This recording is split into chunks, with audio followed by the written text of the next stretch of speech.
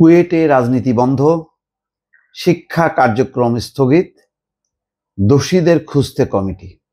তার মানে যারা রাজনীতি নিষিদ্ধ চেয়েছে কুয়েটে, খুলনা প্রকৌশল ও প্রযুক্তি বিশ্ববিদ্যালয়, তাদের জয় হলো।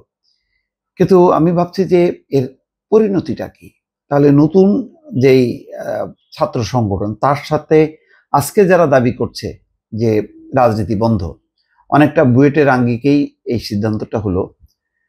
তো নতুন যে ছাত্র সংগঠন সামনে আসছে, তারাও কি কুয়েটে রাজনীতি করতে পারবে না, নাকি রাজনীতি করতে পারবে সেটি গোপনে?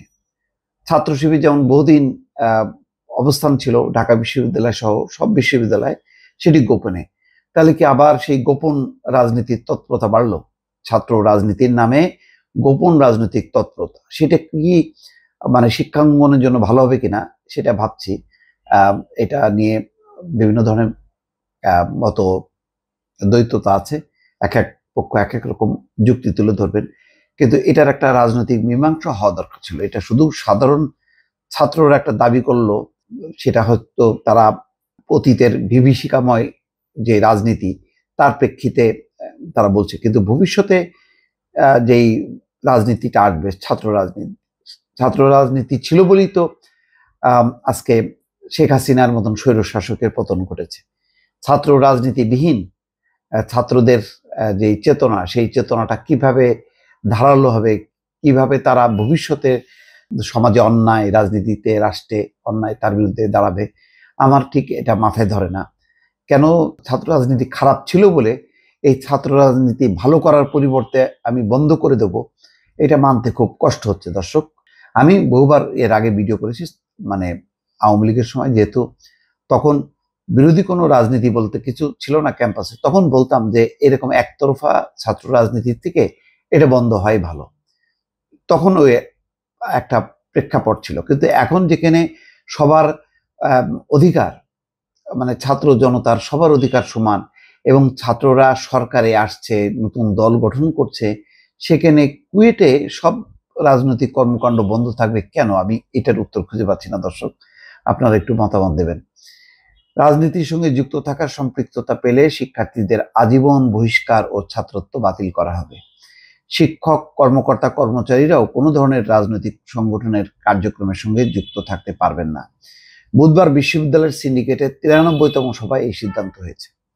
সিন্ডিকেটের সভায় গতকাল মঙ্গলবার ছাত্র রাজনীতি বন্ধের দাবিকে কেন্দ্র করে ছাত্রদল ও বৈষম্য বিরোধী ছাত্র আন্দোলনের নেতাকর্মীদের মধ্যে দফায় দফায় সংঘর্ষ ও পাল্টাপাল্টি ধাওয়ার ঘটনা তদন্তে কমিটি করা হয়েছে।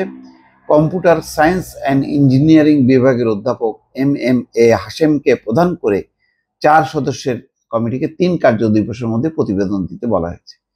সবাই বলা হচ্ছে, গতকালকের ঘটনায় জড়িত বহিরাগতদের বিরুদ্ধে বিশ্ববিদ্যালয় প্রশাসন মামলা সহ প্রয়োজনীয় ব্যবস্থা নেবে, আর জড়িত শিক্ষার্থীদের বিশ্ববিদ্যালয় থেকে সাময়িক বহিষ্কার করবে। আহত শিক্ষার্থীদের চিকিৎসা ব্যয় বিশ্ববিদ্যালয় কর্তৃপক্ষ বহন করবে। ক্যাম্পাস এলাকায় নিরাপত্তা নিশ্চিতে ব্যবস্থা নেওয়া হবে। শিক্ষার্থীদের নিরাপত্তা নিশ্চিতের লক্ষ্যে 28শে ফেব্রুয়ারি পর্যন্ত সব একাডেমিক কার্যক্রম বন্ধ থাকবে। গতকাল দুপুর থেকে বিকেল পর্যন্ত ছাত্র রাজনীতি বন্ধের দাবিকে কেন্দ্র করে ছাত্রদল ও বৈষম্য বিরোধী ছাত্র আন্দোলনের নেতাকর্মীদের মধ্যে দফায় দফায় সংঘর্ষ, পাল্টাপাল্টি ধাওয়ার ঘটনা ঘটে, এতে শতাধিক ব্যক্তি আহত হয়। এই বৈষম্য বিরোধীরা কি নতুন ছাত্র সংগঠন করছে না, নতুন দল করছে না? এটা আমার যেটা ধারণা যে এখানে সাধারণ শিক্ষার্থীরা বিভ্রান্ত হচ্ছে। বৈষম্য বিরোধী যারা, তারা খুবই সক্রিয় রাজনীতিতে যুক্ত, তারা সরকার প্রশাসনে বিভিন্ন জায়গায় ইন্টারাপ্ট করছে, এবং শুধু তাই না, এখন তো তারা নতুন ছাত্র সংগঠন করছে, দল করছে। সেখানে কুয়েটে কেন বন্ধ হবে, আমি এটার উত্তর খুঁজে পাচ্ছি না দর্শক এখনো। ভালো থাকবেন, আল্লাহ হাফেজ।